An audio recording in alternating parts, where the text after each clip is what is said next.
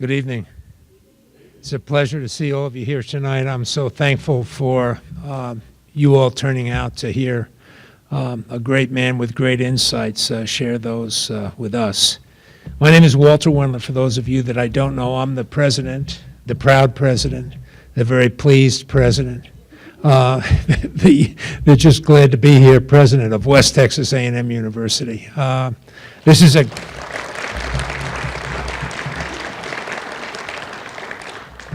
I know many of you know this probably, but I retired, moved from Makanda, Illinois, to the Woodlands.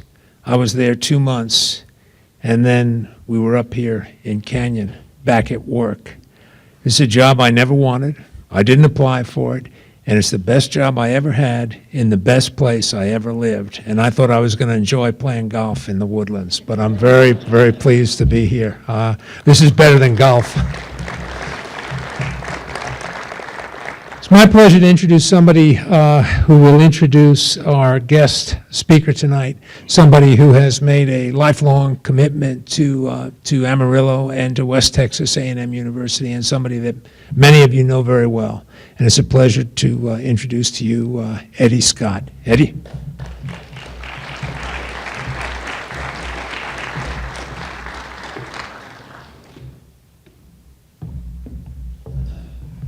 I didn't realize when you agreed to introduce somebody, you got instructions from Walter. But Walter said it's very important that you have a very short introduction and sit down. So Walter, I will respect your wishes. It's a real honor for me to introduce Lieutenant Colonel Allen West. He's become a real friend. I heard him speak about 2 years ago at Texas Public Policy in Austin. And I couldn't believe the words that he was saying. After he was through, I went up, apologized because I was unaware of a lot of what he does. But I said, you're just like a breath of fresh air. And I think I've spent the day with him. I've been around him 2 or 3 times, and I think you'll find that to be true. He was raised in Atlanta, in a very modest neighborhood, one of the rougher neighborhoods. He got a nice allowance because he was allowed to keep the money that he earned mowing yards and doing other odd jobs. He went to college, graduated from UT. He just took the wrong route and wound up in Tennessee instead of Texas, but he got here as quick as he could. He had an outstanding military career, rising to lieutenant colonel, retired after 22 years, served 2 terms in Iraq, Desert Shield and Desert Storm. I need directions on that. I think that's right. Then he left the service, retired from the service, ran for Congress in Florida. He was the first black American to be elected to Congress in Florida since the Reconstruction. Did an outstanding job, got tired of that, came to Texas, like I said, as quick as he could, joined Texas Public Policy Foundation, and worked on the Booker T. Washington Institute. If you haven't read the book Up from Slavery, I promise you, you've really missed a good book. Colonel Allen West is a strong believer in good education and hard work. You have a great opportunity in this country to do very well. Join me in welcoming Colonel Allen West.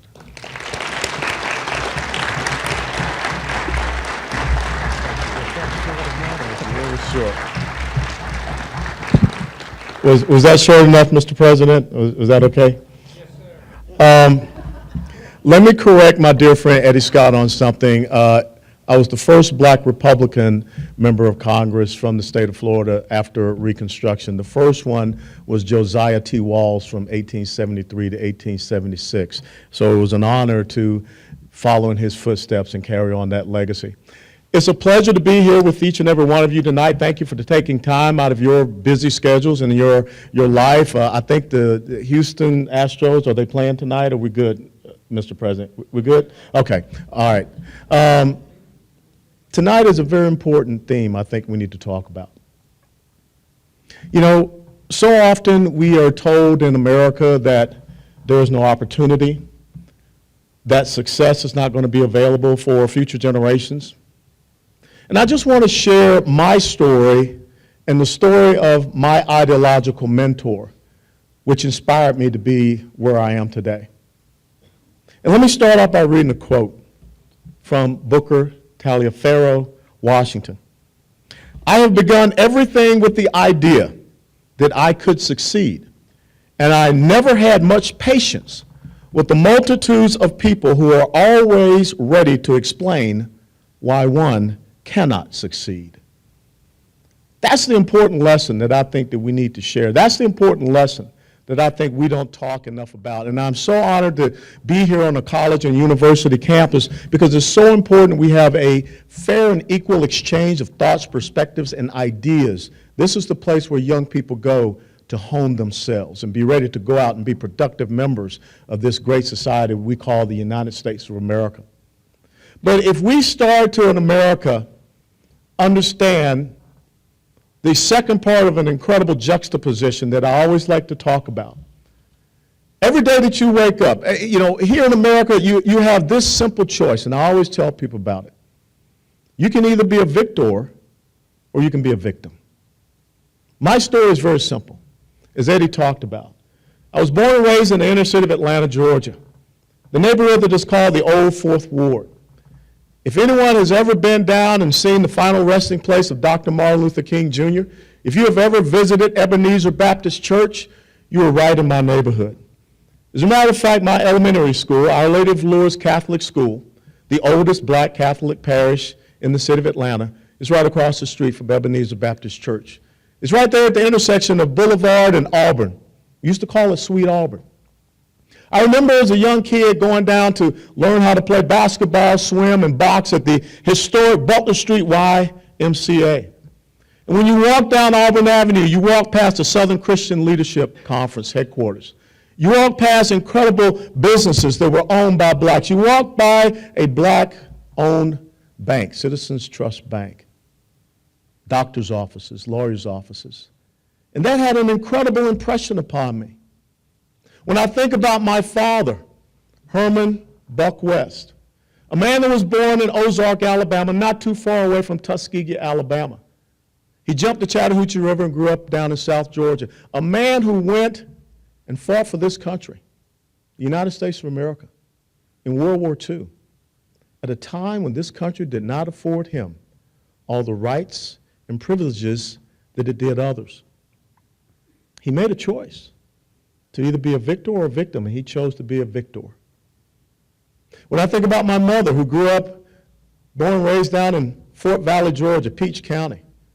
She got her degree there at Fort Valley State College and went on, started out to be a teacher, but she ended up doing 25 plus years civilian service with the United States Marine Corps 6th Marine District headquarters in Atlanta, Georgia. The incredible lessons that they inculcated into me was that America is a place where you have an equality of opportunity. An equality of opportunity that says no matter where you are born, no matter where you come from, if you have a drive, if you have a determination, if you have a will within yourself, you can rise to be whatever you wish in this great nation. In 1961, I was born at a hospital called Hughes Spalding, which is part of the Henry Grady Hospital system. Hughes Spalding Hospital, when I was born, was a blacks-only hospital. In 1961, blacks could not walk or go on Fort Lauderdale Beach. Blacks could not go on Palm Beach Island. But 50 years later, in 2011, this simple little young man, born and raised in the inner city of Atlanta, Georgia, a University of Tennessee graduate, was sworn in as the congressional representative that represented Fort Lauderdale Beach and Palm Beach Island. That's the story that we have to start talking about here in America. And too often someone will look around and say, well, maybe, Colonel, you got lucky. You know, that's not the story that happens to each and every person here in the United States of America. And that's why I tell you that we must reinvigorate and relearn the lesson, the life, and the legacy of Booker T. Washington. Here is a man that was born into slavery in what is present-day West Virginia. And when you read this incredible book that I would recommend you do, this is my copy with all my notes in it, Up From Slavery, his autobiography. It's not too long, so it's perfect for, you know, like a Southern guy like me. And it doesn't have a lot of big words either, okay? But when you read this autobiography, you get the understanding that there is nothing that you cannot achieve if you put your own heart, your mind, and your will to it. A man born into slavery that would watch little white kids go into schoolhouses, and he would yearn for the ability to be able to read because he knew that an education would lead to opportunity. He knew that knowledge was all about power. And when he was the recipient of his freedom, the first thing he yearned to do was to learn how to read. The first thing he wanted to do was to get an education. Now, of course, he knew that he had to also provide for his mother. His father was not around at the time, and so he worked hard in the mines up there in West Virginia. But when he had earned enough money to take care of his family, he sought one thing. He sought to go to a place called Hampton Institute, which, if you know, is present-day Hampton Roads along Virginia Beach area. Booker T. Washington had just enough money to catch a wagon to get about halfway there. And then he stopped in Richmond, Virginia, and he worked there. He had no family. He had no friends there. He had no means of taking care of himself. When you read this autobiography, you will learn that Booker T. Washington slept under the sidewalks in Richmond, Virginia, while he earned enough money to continue his journey to Hampton Institute, which today is Hampton University, so that he could get an education. And he finally did get to Hampton University and became one of their top students. And here's a quote from when he got to Hampton University. At Hampton, for the first time, I learned what education was expected to do for an individual. At Hampton, I not only learned that it was not a disgrace to labor, but learned to love labor. Not alone for its financial value, but for labor's own sake and for the independence and self-reliance which the ability to do something which the world wants done brings. At that institution, I got my first taste of what it meant to live a life of unselfishness, my first knowledge of the fact that the happiest individuals are those who do the most to make others useful and happy. He worked the entire time that he was there at Hampton Institute and graduated as a top student with honors. And his first thing was to go back and teach his own family back in West Virginia. And he did so. And he was recognized for that and his incredible exploits to the point that there was someone that said, we need someone to start an institution of higher learning for recently freed blacks in the South. And the first person that came to mind was Booker Taliaferro Washington. Imagine this. You are a person that was once a slave. You have been recently freed. You worked hard and earned your way over to Hampton University to get an education. Then you left Hampton to go back to teach your family members and teach others. And then you got chosen to do the incredible task of starting an institution of higher learning for blacks in the South, in Alabama, with no help. Imagine, sir, if you showed up here and someone said, you got to start a university in Canyon, Texas. There are no buildings. There are no students. There's just a piece of land. That was the task given to this young man, a former slave. The choice is very simple. Should you be a victor or should you be a victim? But the amazing story about Tuskegee Normal and Industrial Institute is that Booker T. Washington took that incredible idea of working and labor, and he did not just start an institution of learning, he started an institution that was about doing things with your hands, about self-reliance, and eventually entrepreneurship. He went out and searched and asked people to donate old dilapidated buildings. And he charged the students to become the ones that would build that university with their own hands. And that's very similar to, I came to understand, of a building that you have here, your alumni building. Because the alumni building here on this campus was built by the athletes. Now imagine all of the buildings at Tuskegee being built by those individuals. Let me share this. During the now 19 years existent at the Tuskegee School, the plan of having the buildings erected by student labor has been adhered to. In this time, 40 buildings, counting small and large, have been built. And all except 4 are almost wholly the product of student labor. As an additional result, hundreds of men are now scattered throughout the South who received their knowledge of mechanics while being taught how to erect those buildings. Skill and knowledge are now handed down from one set of students to another in this way, until at the present time, a building of any description or size can be constructed wholly by our instructors and our students. From the drawing of the plans to the putting in of the electric fixtures without going off the grounds for a single workman. If you want to talk about a model of education, Booker T. Washington gave us a true model of education. Education has to be relevant. Education has to be useful. Education has to produce men and women with critical thinking skills and capabilities to go out and have an impact in our society. My experience is that there is something in human nature which always makes an individual recognize and reward merit. No matter under what color of skin, the merit is found. The same principle of industrial education has been carried out in the building of our own wagons, carts, and buggies from the first.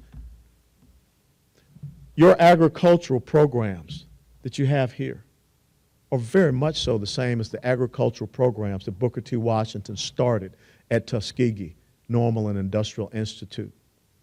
The students grew their own food. I'm just upset that I wasn't able to get one of those burgers that y'all make here at this campus. But I hear y'all sell them over there at the football games. How incredible that is. Because with education, you are teaching young people self-reliance. You are teaching them entrepreneurship. George Washington Carver, the famed agricultural scientist, all of his experiments were done at Tuskegee Normal Industrial Institute. And the fact that today we have experimentation that is being done in our agricultural schools that we are taking now out into the farms, out to the farmers, that started at Tuskegee Institute. That idea came from a man that was born a slave. And his legacy of that lives on to today. When you talk about courage, when you talk about someone that had an impact and was influential, here was a man that was born a slave, but hosted a president of the United States of America, President McKinley, at his college campus. Here was a man that was born a slave, but was invited in to dinner with another United States president, President Theodore Roosevelt. Now I got to tell you something, and I'm going to be very honest. When I hear people talk about today in the United States of America what they need to have given to them, what they don't think that there's opportunities out there for them, look at this man and tell me, how much more do you need than what he had? And think about all that he accomplished. A world-renowned educator, a world-renowned orator.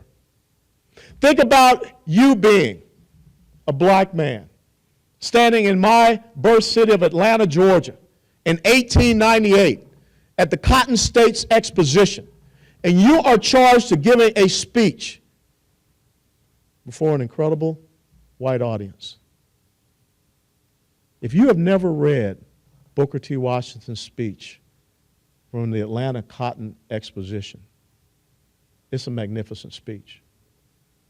Sadly, some people want to demonize this incredible man today because they said, well, he was too much into acquiescing. He did not want to go out and stand up and fight like some others would. Let me read a little something. I got to find it, right? But he talked about political agitation. But what was more important? Was it about the political agitation, or was the more important thing the ability to be able to do things with your own skills, with your own talent, and with your own hands? I spoke of an instance where one of our graduates had produced 266 bushels of sweet potatoes from an acre of ground in a community where the average production had been only 49 bushels to the acre. He had been able to do this by reason of his knowledge of the chemistry of the soil and by his knowledge of improved methods of agriculture. The white farmers in the neighborhood respected him and came to him for his ideas regarding the raising of sweet potatoes. These white farmers honored and respected him because he, by his skill and knowledge, had added something to the wealth and the comfort of the community in which he lived. It is not, as Martin Luther King Jr. said, about the color of our skin. It is about the content of your character. It is about your own will, drive, and determination to be productive, to do something positive, to get out there and see yourself as a victor and not a victim. But sadly, so many of the lessons that Booker T. Washington produced, we don't talk about them. We don't share them. His autobiography has pretty much so been forgotten in many of the annals of history. That's why I think it's important that we have this time, this little lecture, this question and answer period that will come after to discuss his life and his legacy. Because the young people that are here today, I want you to understand that America is still about that thing called the equality of opportunity. But if you're not careful, you're going to listen to voices that will tell you that America is only about the equality of outcomes. And you're going to cede over the incredible individual right and freedom that you have to determine your path, your pursuit of happiness, and allow someone else to determine your outcomes. That is not who we are. That is not who he stood to be. I believe that the most important thing that we must do going forward today is reshape this system of education that we have in the United States of America to prepare our young people to go out. We must look at our curriculum, much the same as Washington did. It was Normal and Industrial Institute. The basics of reading, writing, and arithmetic was very important, but what is the relevance of those things? How can you take those things and go out and do something productive? When I talked about all the buildings that they built, they did not go out and ask anyone to build bricks. They built their own brick masonry. They made their own bricks. They constructed their own buildings. And then those graduates were able to go out and own businesses of brick masonry.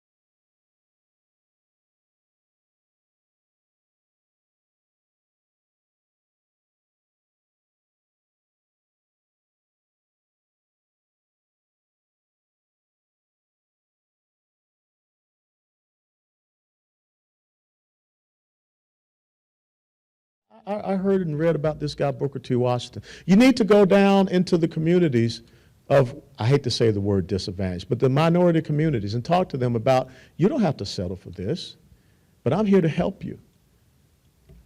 I'm listening. Now tell me what I can do to help you. And that's what we have to do. Just a quick follow-up. I don't think the minority communities are the ones playing victim. I think the privileged communities are the ones playing victim. And they're the ones that still don't listen and don't see that. Well, I would tell you that there are a lot of these people that are on some of these college campuses and universities. They also need to hear this. Because again, what did I just say? Free is not freedom. I think it's very interesting when we look at the world today and we have young people in Hong Kong that are protesting against the very thing that some young people here in the United States of America want to have. Why? Because we're not talking to them. We're not educating ourselves. We're not explaining the difference between these two very, very different philosophies of governance. So you're right. You have some people that believe, and this comes back when you talk about the privilege. I blame this on some grown-ups that thought that they could help the self-esteem of a child. And they created a little plastic trinket called a participation trophy. All right? Now, all of a sudden, that generation of privilege, if you want to put it that way, has grown up and they're still looking for a participation trophy. But then you still have another group of people that, for whatever reason, they constantly get bombarded with a message of being a victim, to be dependent, not independent, to be economically enslaved, not economically empowered, not to be an individual, but be a part of a collective. And somehow we got to connect with them. We got to give them that message. And that means you got to come out of your comfort zone if you really do care. Because I don't believe that anyone wakes up in the United States of America and they don't want to be successful. But if that's the only thing that they hear, there's another message, they will. It's just the same as I would tell you right now. I am sick and tired of my University of Tennessee football team having a losing season. Okay? I'm sick of it, man. I'm about ready to suit up. Because that's who we are. We celebrate winners, don't we? We celebrate champions, right? When you got, y'all are 4-1, right? 4-1? Yes, sir. Got your brand new football stadium, you're feeling good about yourself and everything like that. You don't want to lose. But why do you not, some of us, feel that way in your everyday life or about your country? That's what we have to start doing. So you're right. No more participation trophies for the privileged class, and let's take this message to another segment that needs to hear it. Yes, sir. This is more of a, it's a comment more of anything else, but you can expand on it a little bit. I'm one of those underprivileged. I grew up in a family of 12, no running water, growing up in north central Kansas, and learned to read. That was a third grade level reading when I started college. But to get there, it just takes enormous amount of work. And I don't think a person really understands what they can do until they put out the effort. You know what I'm saying? Like Mr. Washington here, it's just you gain a lot of dignity when you succeed with all that effort, that personal effort. It's amazing. And ladies, I want you to think about this. And I'm sure a lot of y'all can identify what I'm about to talk about. I don't remember, back some time ago, there weren't nail salons out there. You remember that? There weren't no nail salons out there. But all of a sudden, these women came here from Vietnam with nothing but a desire and a dream. And they thought about, what can we do? What kind of service? How can we show our value and our worth? How can we be a part of this incredible free market economic system? And they saw a need. And now you got nail salons. These nail salons up all over the doggone place. That's what America's about. America's about welcoming people here and saying, what do you want to do? How can we help you to become that? And I think that that's the message that we have to send. But the first and foremost thing is that you got to understand your fundamentals. I'm a college football nut. When you're born and raised down south, they're on Saturday, you got two religions, okay? It's college football on Saturday and Sunday is Jesus, okay? But there's a fundamental to college football.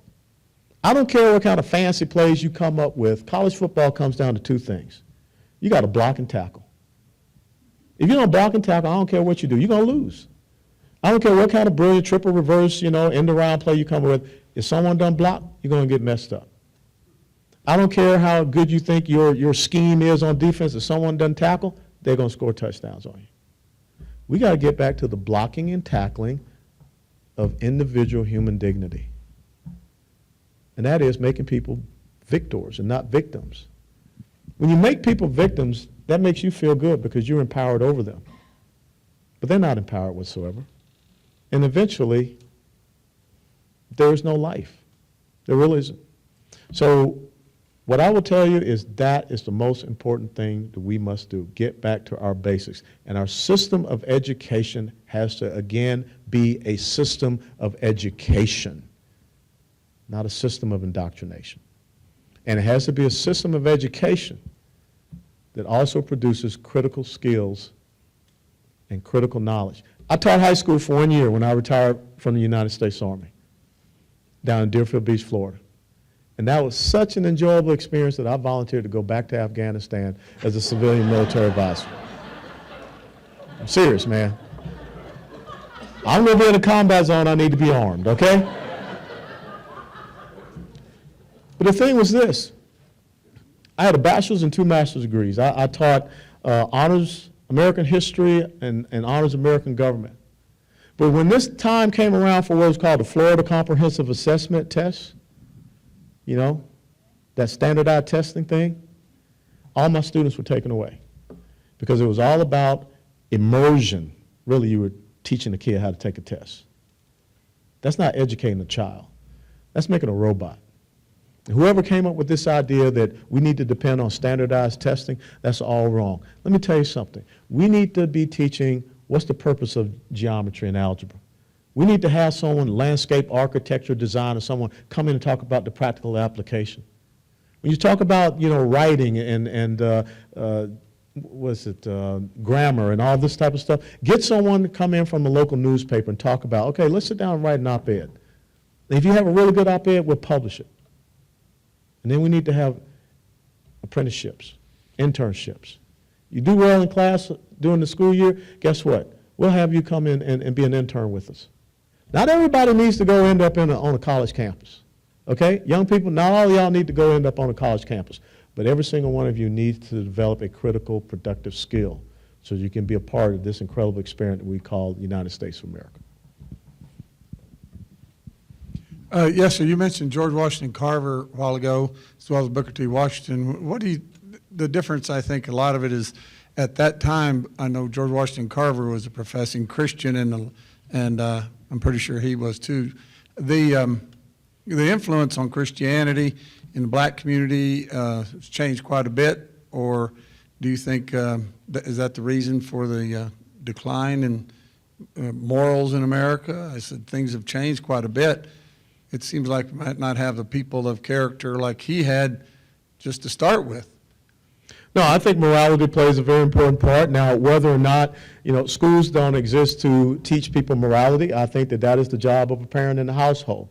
And I think that is the important thing about you showing that example. I would say that Proverbs 22:6, train up a child in the way that they should go so that when they grow old, they shall not depart from it. That's your business. That's your job. Now, you want to make sure that no one else is trying to inculcate countering morals and principles and values into your family. And I will tell you that what I think has happened into the United States of America as far as the breakdown of some of these fundamentals, we have too many people that are telling us what we can't do instead of telling us what we can do.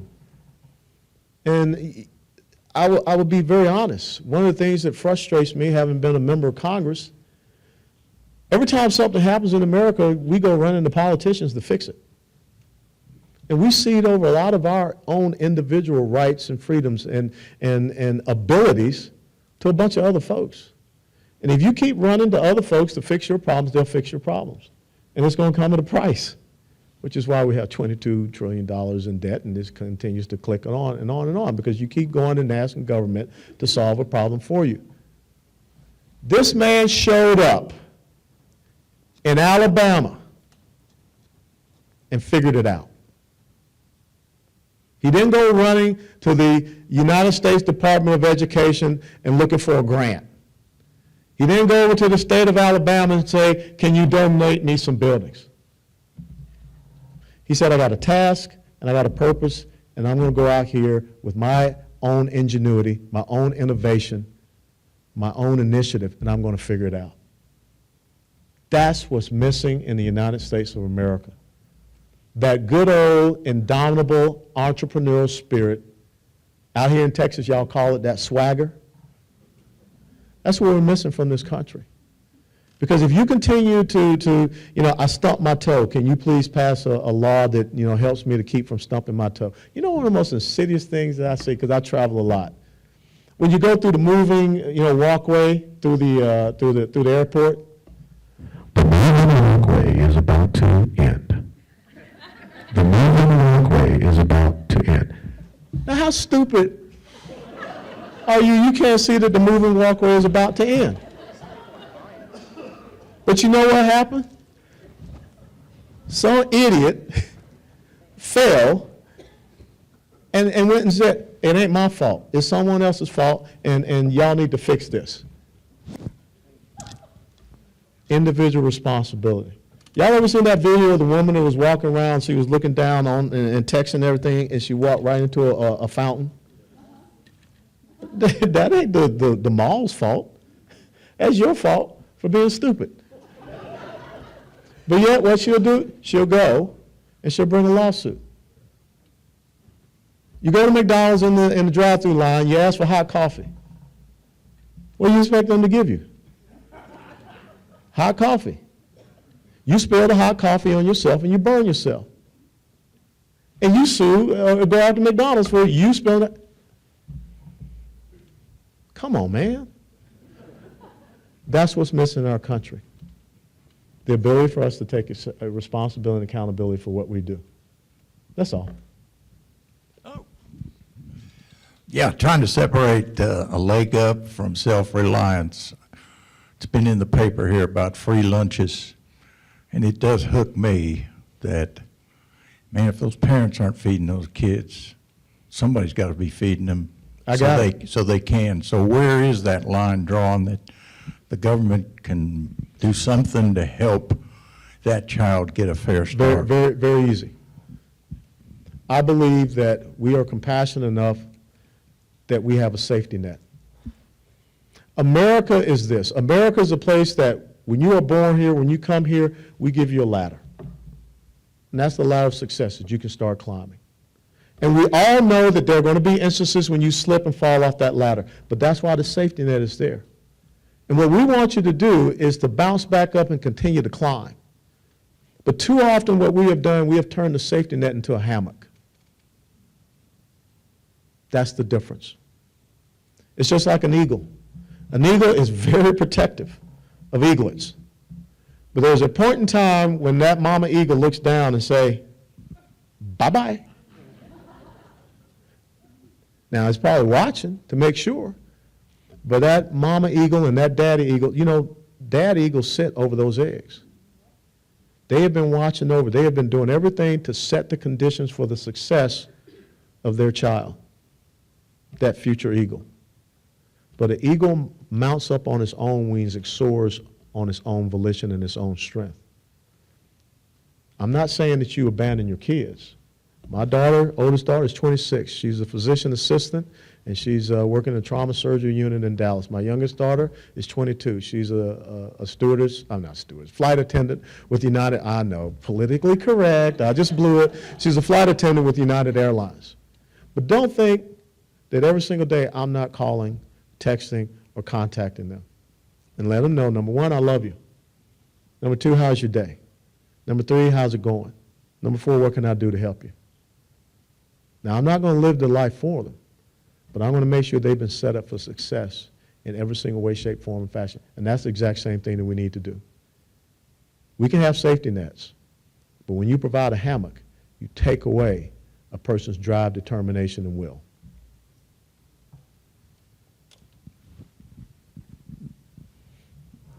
Yes, sir. So I kind of wanted to touch back on what he said over there about a religion and things like that, about black communities not exactly practicing religion.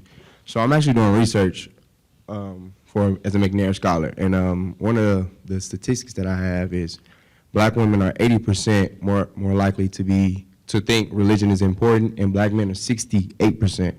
But black women are the top demographic as far as in religion and practicing religion in the household. So religion is not the case for morals or anything like that. It's a lot of things that play into the part. And I know you said don't be victims, but there is a lot of stuff that has played in history as to why black people are below, you know, other minorities or even the majority of white people. It's not just because of religion or other things. And I could go into that, but I'd rather to just keep it right there.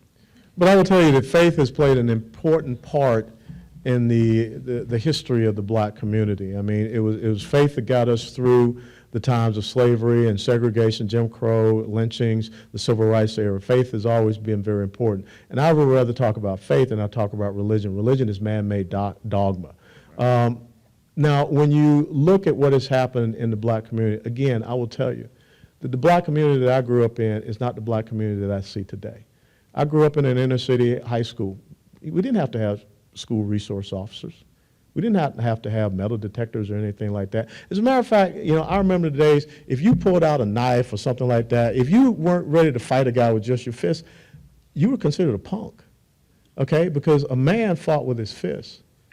There has been an incredible devaluation of life in the black community.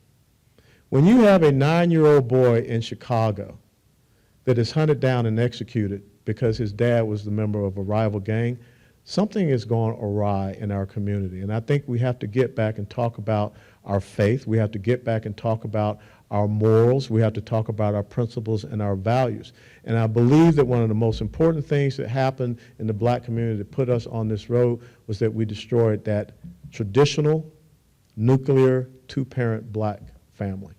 And that is important to restore. And there comes a time when the black community has to say, enough. You ever heard of Little Black Wall Street? Yes, I did. Yeah. Oklahoma City. See? Tulsa. Tulsa. I mean, all those things were there under the most despicable conditions of segregation. This man was successful, coming right out of slavery. So what is it that is causing us to not be able to step up and have all the blessings of liberty, freedom, and democracy? And I will tell you that if we in our community continue to tell folks that we are relegated to be in a certain position, we cannot rise above that, then we're going to miss out on the blessings in this country. I think we can rise above, but just like Tulsa Wall Street, something always happens to get it ruined. Something always happens. Just like with black fathers and things like that, somebody always takes them out the household, whether it's themselves. And you know what? You know how it happened? Yes, I do know how it happened. How? It happened with the drugs. No. It happened because a president by the name of Lyndon Baines Johnson and his Great Society programs came up with a thing that said if a woman has a child out of wedlock, the government will provide her a check, no matter how many children she has out of wedlock, with the caveat being she cannot have a man in the home. Since 1965, it's gone in the wrong direction. That's what happens when you run the government to solve all your problems. Colonel West, Yes, ma'am. in Texas, as you probably have learned, we old-timers have this expression, when things don't work out, you just pull yourself up by your bootstraps and keep marching. And we do that. And there isn't a lot we can do about the liberal professors on campus indoctrinating these students and the conservative professors being put down. But what we can do, and what I've done for some years in my home, is I have students come to my home, students I didn't even know, students of all different ethnic groups. It's not what divides us, whether It's what it's unites color of us. skin, it's what brings us together. Yeah. Many of the young men did not have fathers.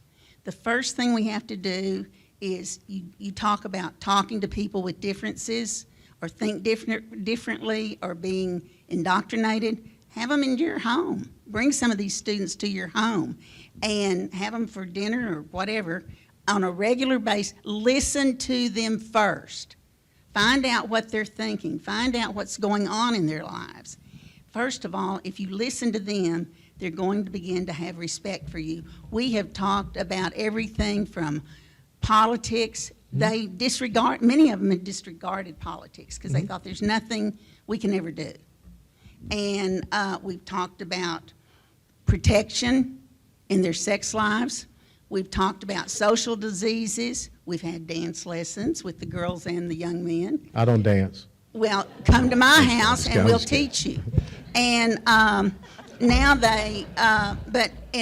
many have graduated. New students are coming in. Now I'm beginning to get ag students. I raised boys. I had grandsons.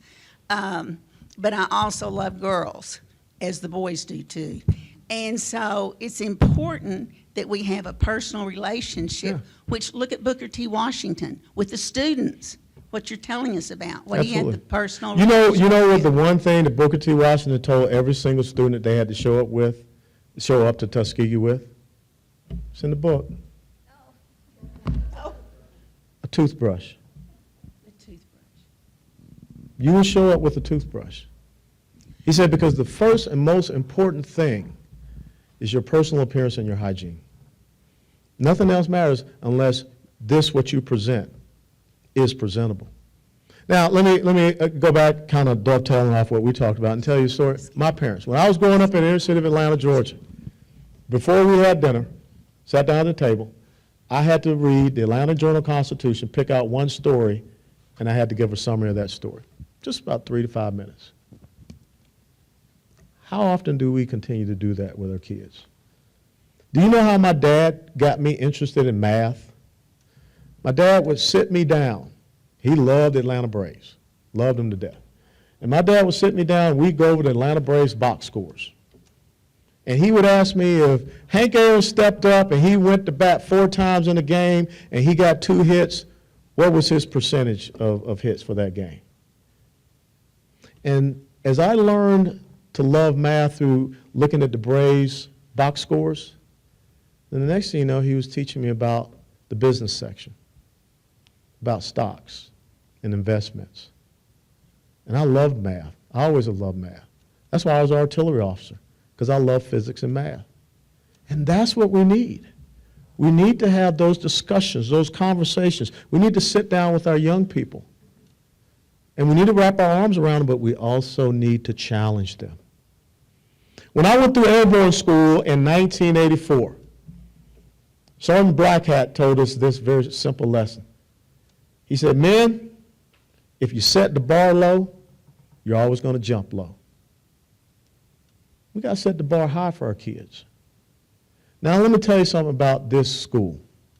Why I don't care what this president needs, I will always come here to this university.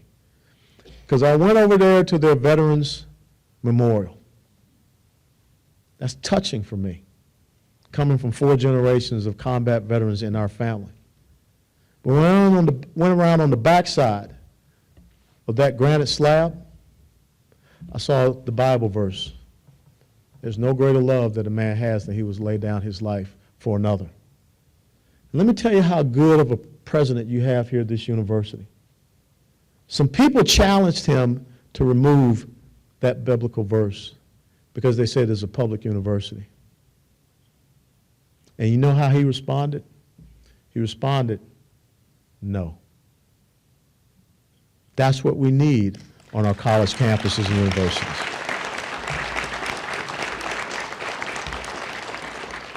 And I know this is being live streamed. If anyone messes with this president, you're messing with me.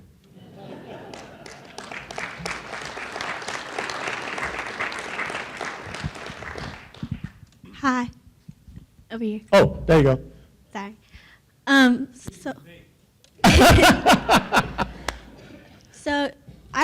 So I grew up in Dallas. Yeah, I live in Garland. Yeah, I grew up in West Dallas, and right now I live in South Oak Cliff. And so I don't think it's necessarily that, like, what you said about how you're asking for someone to give something to you. Because, I mean, with, like, for say, the Black Panther Party, they were being treated terribly, so what they do, they stuck up for themselves, but they're constantly demonetized. And so I feel like part of the reason isn't that the black community doesn't value life anymore, but when you start to get demonetized by the police at a young age, you don't see your life as very much anyway. Because, like, I know that at 6 years old was when I had my first run-in with a police officer, and he treated me awfully. It was me and some of my friends. We were going to play basketball. And so that happens to a lot of people. It happens to my parents. I was in the car with my dad, and he got pulled over and taken to jail because he was going 1 mile over the speed limit. He was going literally 55 and a 54. So, yeah, it's like you're treated terribly, but then, say, like a perfect example, what the Black Panther Party did, they started having like luncheon programs, and they stuck up for themselves, but people say they're these awful people, and they're always remembered as these bad people. So I feel like that's a really like thin line, like that you really have to tiptoe that line of you can't, like you have to do for yourself. Like I think you should do for yourself. But when people do for themselves, a lot of times in history, like what Nat Turner did, they left, they went on a rebellion, they tried to free themselves, and they got hanged for it.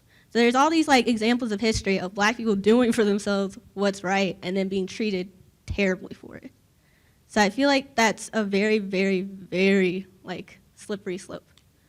Because you can't just say you have to do for yourself, because a lot of times when we do for ourselves, it's considered this awful thing. You know, this country was started by people that rebelled, and they were hung as well. And so what happened during the time period of slavery, the human spirit always yearns to be free. There's no doubt about that.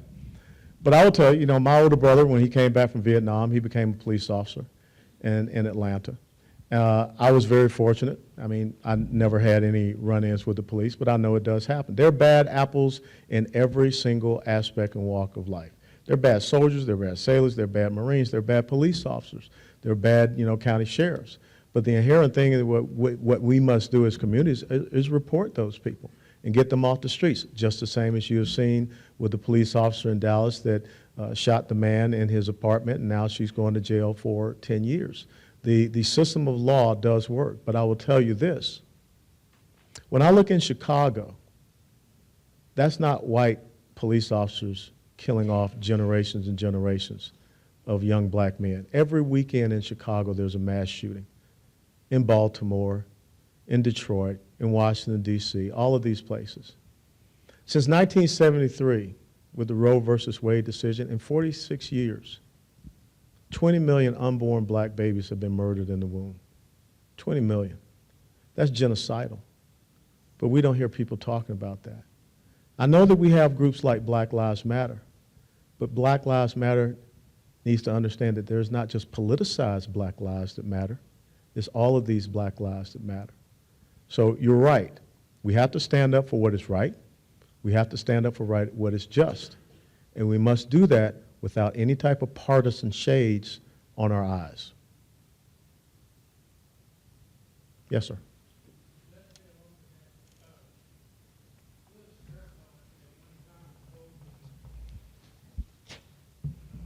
You need I think you need a microphone. I'm on the way.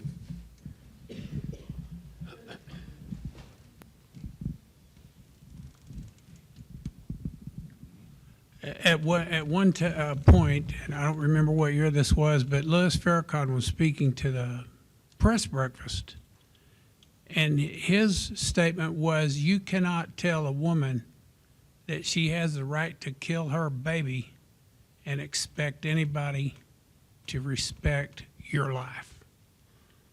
And that's very true. The statistics of abortion in the black community are horrendous. It's genocidal, sir. It's very genocidal. It's genocidal. And again, you think about, you know, the organization that has about 70 to 73% of their offices in the black community was founded by white supremacists and a racist. And I mean, we need to talk about that as well, not just the police officers, but the fact that we have what seems to be an almost intentional genocide of future generations of Booker T. Washingtons, Madam C.J. Walkers, maybe the next Oprah Winfrey, maybe the next Michael Jordan. And we cannot allow that to happen. And so I think that those lives matter just as much. And so, again, that's why it's important to have these discussions like we're having right now. And let's bring out the objective truth so that we can start joining and uniting ourselves to be caring and concerning about the future of the United States of America. Yes, sir. My generation grew up hearing, I heard this back in elementary school, that we could be whatever we wanted to be if we pushed ourselves. I've been hearing that message all my life, but there are still so many people my age who refuse to believe that because it is easier to be a victim. It is easier to blame all of your failures on somebody else. So my question to you is, how do you change people who don't want to be changed? Well, you know, that's the tough part. There's always something that is innate in everyone, and you have to find that switch. I have begun everything with the idea that I could succeed, and I never had much patience with the multitudes of people who are always ready to explain why one cannot succeed. The voices of success need to be louder than the voices of failure. When I joined the United States Army in 1982 as an officer, we had a very simple motto. Maybe some of y'all remember that motto. I wish we still had that motto. And it was be all you can be. I was afraid of heights because I used to fall out of trees when my grandparents would make me pick pecans and stuff like that.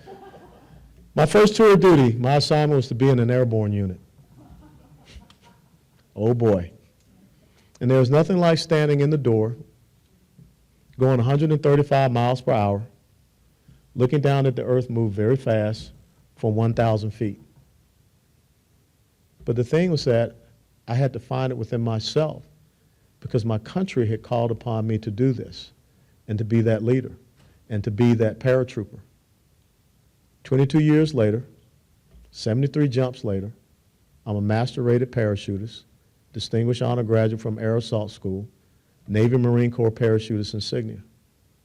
Because each and every one of us has a button that we have to find that makes us step up above and beyond what we think we can be so that we can be all that we can be. And the important thing, just like the woman here said, we need to surround young people with the voices of positive messaging. That's the thing. We've got to tell them what they can do and then equip them to be able to go out and do that instead of them saying what they can't do. That's one of the reasons why I think we have this incredible epidemic of suicides and the opioid crisis here in the United States of America. Because young people and veterans, this ring that I wear on my finger, #22kill ring, this ring represents, on my salute hand, trigger finger, 20 to 22 veterans a day that are taking their lives. To me, that's abhorrent in these United States of America. But when people don't get the positive message that surrounds them, when people aren't told that they can go out, they can achieve, then the dark voices take over. Yes, sir.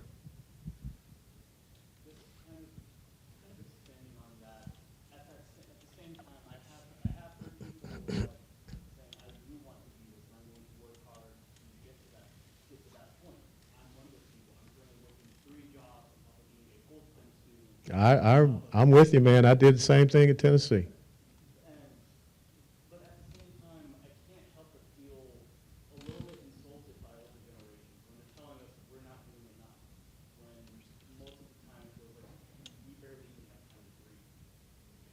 Now, I will tell you, because again, my oldest daughter and my youngest daughter, both millennials, the oldest daughter, 26, she feels the exact same way.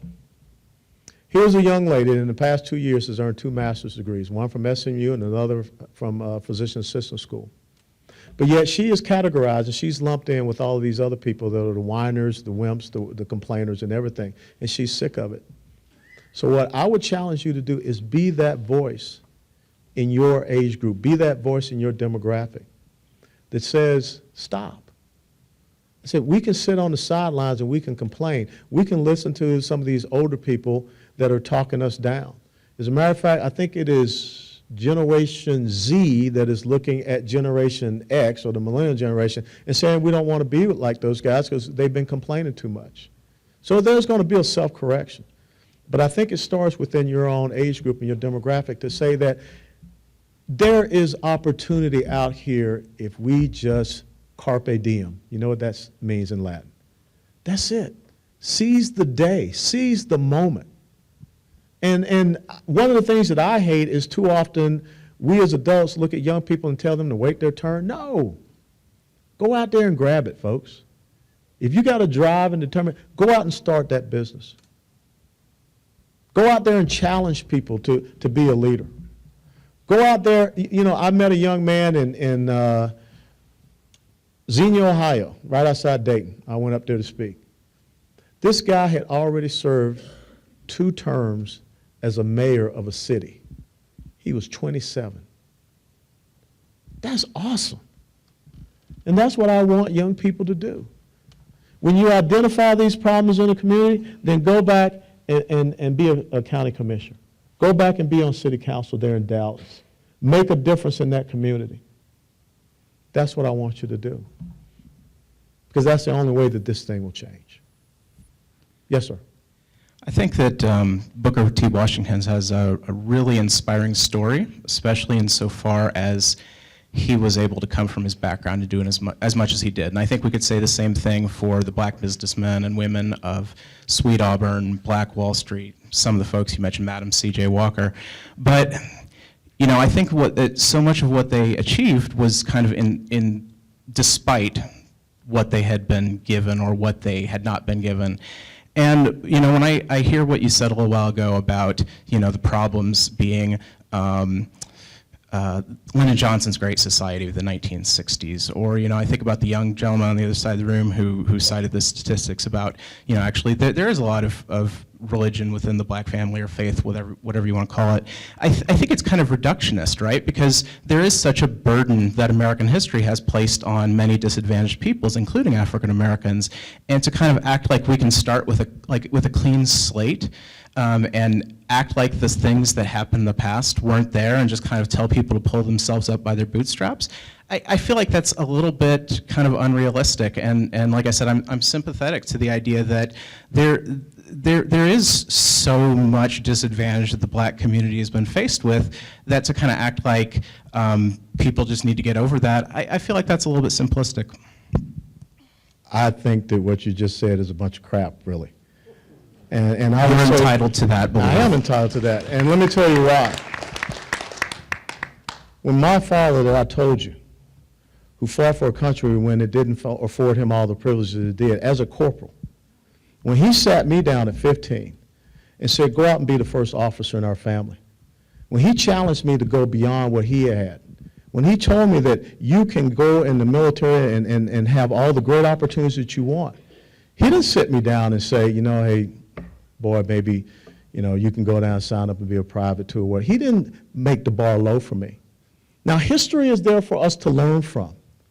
But history is there for us to learn from and to inspire us to do better. And I refuse to accept this thing, what you said, it is unrealistic. It is very realistic to achieve and have greater in the United States of America. And if now I want to use that type of excuse, then why didn't he have an excuse with conditions that were 1,000 times worse than what it is today? I've seen poverty. I've seen people that don't even have running water. America's a great nation. America looks at each and every one of us here. And yeah, we may have had different histories, but we can have the same future, and that's a future of success. So don't preach victimization to me, because I refuse that and I reject it. Next question would be, one of the latest Pew polls says that 67% of the 18 to 35-year-olds have a favorable view of socialism, and 47% said that they would rather live under socialism than capitalism. And how do we go about changing that ideal? We got to explain what it is, and we don't do a good job of explaining what it is. In 1985, as a young lieutenant, I went through Checkpoint Charlie. I went behind the Iron Curtain, I went to East Berlin, and I saw what that side looked like. I saw what wealth redistribution, nationalizing economic production, the expansion of a welfare nanny state, secular humanism, and social egalitarianism. I saw what it looked like. Now, we've got to be able to have that discussion with our young people here today. And again, I will tell you, I find it very perplexing that we have young people in Hong Kong that are waving our flag and singing the national anthem and standing up against something that a lot of young people here in the United States of America want to accept. That tells me that they don't understand what freedom really is. And again, it comes back to us as the older generations, listening to them, having these conversations with them in our homes, in our churches, in our communities, everywhere. Because if not, then they will miss out on an incredible blessing that this country has. I've seen the other side. It ain't pretty. In East Berlin, you had two types of cars, a two-door and a four-door, came in three colors. Potholes in the streets, hardly anything in the stores. Venezuela was once one of the most prosperous nations in this hemisphere. Now it's a country where people are going to garbage cans for food. They're dying because of a lack of medical supplies. They're killing animals in the zoo to get food. They're going to sewers to get drinking water. But yet the ruling class elite, they're eating very well. And furthermore, since they were disarmed, they're being gunned down in the street by armed government thugs and run over by military vehicles. I don't think that that's a viable way of life. But if we don't explain that to our subsequent generations, they won't know. Last question, because okay. That's what I was going to say. One more question. And I'll stick around because I'm staying here on campus. When Walter told me to make it short and sit down, I did not add what you intend to do No, in don't the talk about future. that. Don't You talk don't do about that? that. Nope, Okay. because this ain't about me. This is about that gentleman up there and how he inspired me to be where I am today. Do we have one more? Lady, get the last. You already had the last word. Not a question, I just think we should give a hand to this young man back here. He's working 3 jobs, going to school full-time. And Dr. Wendler, you need to make sure you know his name and take care of that. See that he passes and graduates, because that's the kind of student we're proud of, and that's the kind of student Booker T. Washington would be proud of.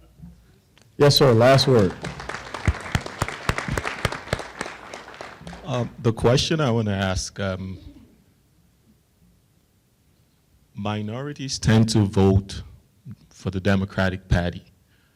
And if you look at the history of the Republican Party from Abraham Lincoln, he signed the Emancipation Proclamation, and he kind of coalesced the black vote around him. But what we have now is that the black votes in this country seems to coalesce now around the Democratic Party. So what's the reason for that, and what's the the Republican Party doing Sure. to try and diversify its base? Well, I didn't want to, discuss politics, but this is a good final question. I can tell you very simply what happened down south. Back during the time period when Richard Nixon was running for president against John F. Kennedy, it was the time when Martin Luther King Jr. was in prison in Birmingham. The call was made for Richard Nixon and also John F. Kennedy to call Coretta Scott King to offer condolences. Up to that moment, the black community had pretty much so, because of history, because of policies and everything, been staunchly Republican. Richard Nixon refused to call Coretta Scott King. The word got out, never been proven, but it was a rumor, word got out that John F. Kennedy did call Coretta Scott King. And from that moment on, in every living room down south, you saw 3 pictures. You saw Jesus Christ, Martin Luther King Jr., and John F. Kennedy. And that changed things. And then if you read, some of the writings in the autobiographies of Lyndon Johnson, he saw an opportunity. The Civil Rights Act of 1964 would not have been successful in passing if it weren't been for Senate Republicans led by Everett Dirksen, but no one talks about that. Al Gore Sr., Robert Ku Klux Klan Byrd was against it. Then, of course, were the 1965 voter rights and also the Great Society programs. But if you want to know something that's very interesting, the Republican Party of Texas was founded on July the 4th of 1867 by 150 blacks. But a lot of folks don't know that. One of the first chairmen of the Republican Party of Texas was in 1884 to 1898. His name was Norris Wright Cooney. See, the problem is, for whatever reason, we don't study history. We don't learn history. We don't look at the trends of history. And therefore, the black community went wholeheartedly for a party that through history had really ideologically been against them, as opposed to another party, all because one party decided to break off communications and not effectively engage with the minority communities. And it's also happening with the Hispanic community. So what does the Republican Party need to do going forward? Just remember their history. Remember what they stood for. Remember that in 1854, the Republican Party was stood up for one purpose, was to make people like me and like him free. And they must continue to stand up for one thing, economic empowerment and individual freedom and independence, and not economic enslavement and dependence. It has to be about making people victors and not victims. God bless you all, and thank you for being here. Thanks, sir.